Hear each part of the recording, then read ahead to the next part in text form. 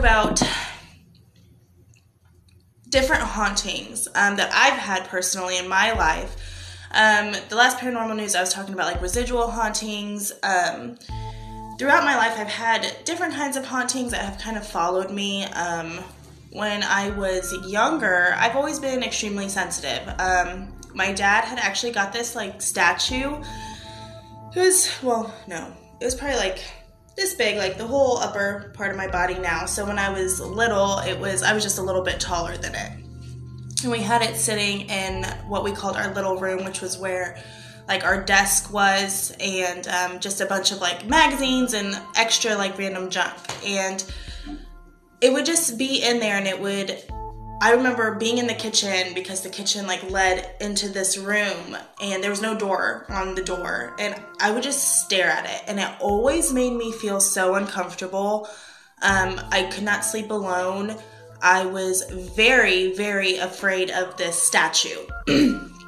And I remember one day I was crying, like telling my mom and dad, like I was shaking, staring at it, and like there's something wrong with this statue, like I don't like it. Now I understand as kids are scared of things that sometimes are just, it's because it's different and they don't understand it, or we're little and we get scared easily, we're scared of the dark, However, I always listen now to like my daughter who's 4, if she's scared of something, like take it to heart. And my dad did.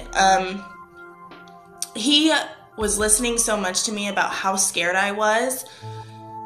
And if you knew my dad, this is weird for him to like kind of act on, like normally be like, oh, just get over it. You know how parents parented even back then, like, oh, no, we're keeping it, get over it, that kind of thing.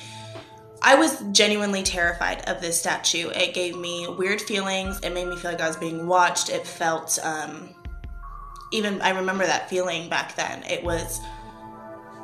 felt evil. Is the best word I can use to describe it. So he actually, one day, he got up and he's like, okay, come with me, Melissa. And he grabbed the statue and we went in his truck. And I was very scared that the statue was in his truck. But we went to my grandparents' house and they lived on a creek. And he's like, now watch. I'm going to get rid of this statue. It's going to go away. And he tossed that statue over the creek. And that was like one of the best moments of my life. I believe it was bringing like a lot of just negativity in our house. Even at a young age, that's what I was thinking. That's what I was believing. I've always been a sensitive. And I used to, people would be like, no, you're just, you think you're something, and then people try to tell you like, no, you're just, I don't know. That's a weird rant. I'm not going to go on that.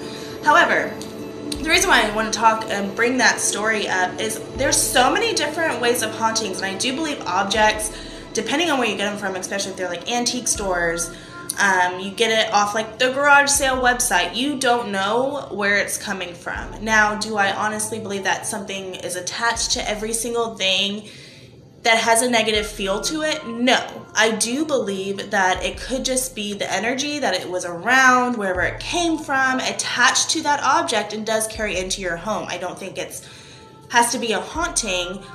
I think energy, where energy sticks to things. And that's why like I cleanse my own home. I do my own little rituals where when I'm cleaning, I envision wiping away the negativity from whatever it was and it's going away. When I shower, I envision I'm cleansing myself of all the negativity and all the worries and of the day. And I think that's important because we carry things. I know it's a fad right now about being an empath, but I truly believe that being an empathetic person is being able to read someone pretty well, and not to where like you automatically know what they're thinking or what's in their mind, but like I can feel when someone's hurting, I can feel when someone's mad, it's just about reading the room. And it's because we carry that. People can tell when I'm in a bad, some people can tell when I'm in a bad mood or when I've been going through a depressive episode, because we carry that and then it can radiate from us. And it's like our energy can be, and things that we buy that's holding energy can kind of be like a cancer, if you will, where like that thing has the cancer, but we're getting the radiation from it. So I don't know. That's just another sort of haunting I want to talk about. That's one that I had.